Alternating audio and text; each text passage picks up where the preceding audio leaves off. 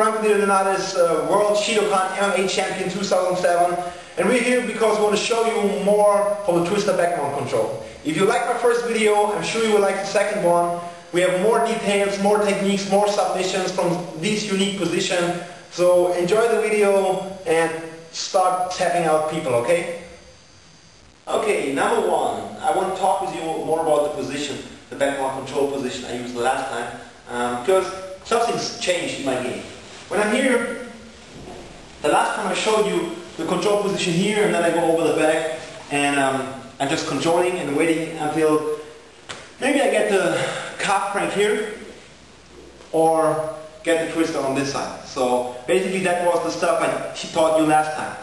The things changed a little bit because I like to be very aggressive in my game. I like to attack. So staying in this position wasn't an option for me for too long, because if someone is not doing anything from here, you are waiting and nothing happens. So I want to push the fight, I want to make pressure on him.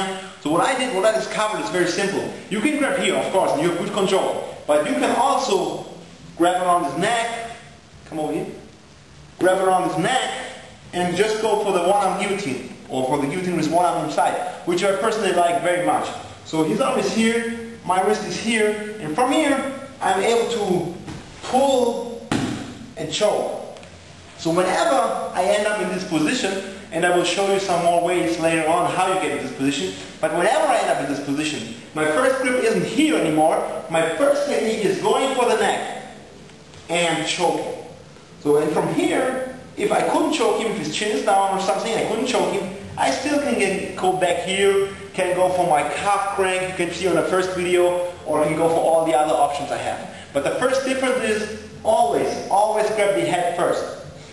Second thing is, if I'm here, and if I couldn't choke him, I'm able to grab this one, pulling up here, grabbing, and go for the twister here, which is another option I have. So I go for, first, I go for the guillotine.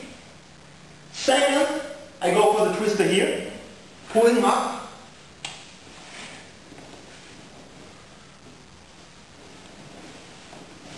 And third, I go back to this position, and maybe I get the calf crank here, or if he turns into me, the other side, I can go here and go for the stuff you saw in the first video, grab here, choke here with the twister. So basically the biggest difference now is I always go for the neck and choke. This makes it a very aggressive position, and I like it very much. A few things which can happen from here. You can have some people, when you have this position, or even this position, you start in here, and you control them, and what they do is they pull their arm out, because they try to pull you down again, and they pull their arm out. So if you see the arm is coming, go for it, and get up here, and go for the Kimura, okay? Same is when you have the guillotine. And you choke and you choke and choke, and you see the guy tries to get his arm out to get the pressure out, and you see that, just get up. You don't even have to control it here, one leg is enough. You just get up, bring the arm up, and go back here, and go for the Kimura. So that's an option I always use whenever I feel that my opponent is bringing the arm up. Because if he brings the arm up and can grab my body, it's not very dangerous for me, but I will leave it down. And from here, it's not very good for me to choke, not very good for me to move. So whenever I'm here and I feel he's bringing his arm out, I grab it and I go for the Kimura. And so if the Kimura doesn't work, he stretches his arm out, that's okay for me, because I'm back here, back for the guillotine, back for the control, back for all the submissions I have here. Okay, so that's an option I always use when someone is putting his arm out. Another thing which is really common from this position is that people who know me, they say, okay, he has his back control, I don't open myself up, and they stay very close here.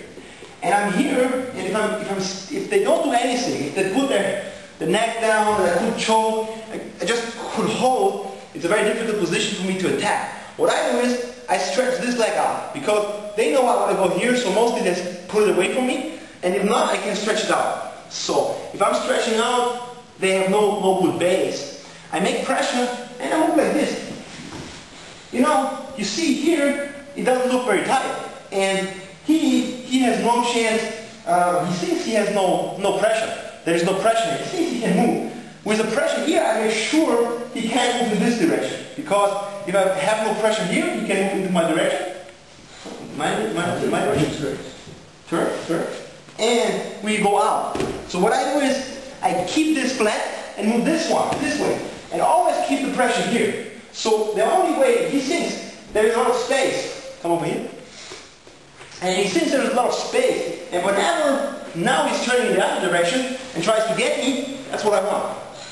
As soon I'm here, I'm moving away, I'm stretching out, I make pressure, and now maybe he thinks he can get me. He thinks he can turn. And as soon as he thinks he can turn, I'm back in this direction.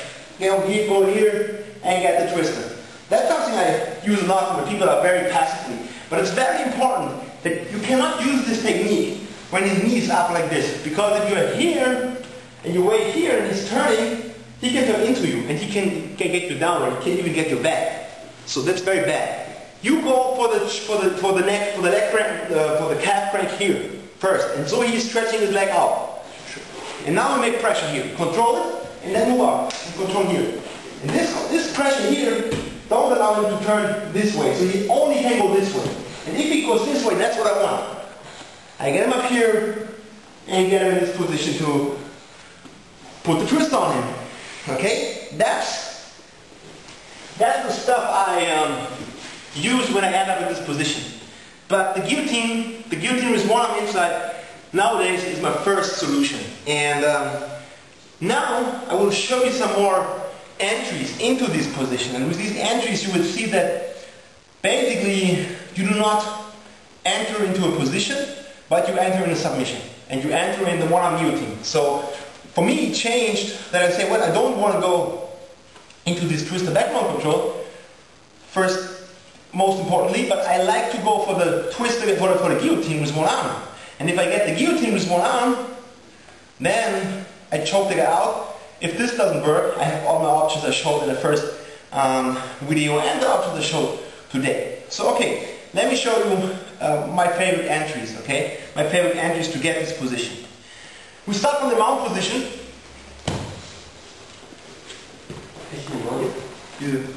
So we are here, and basically doesn't matter if he has posture or not. I'm here just controlling, and he is turning on his side and trying to hook my leg from the outside to do a basic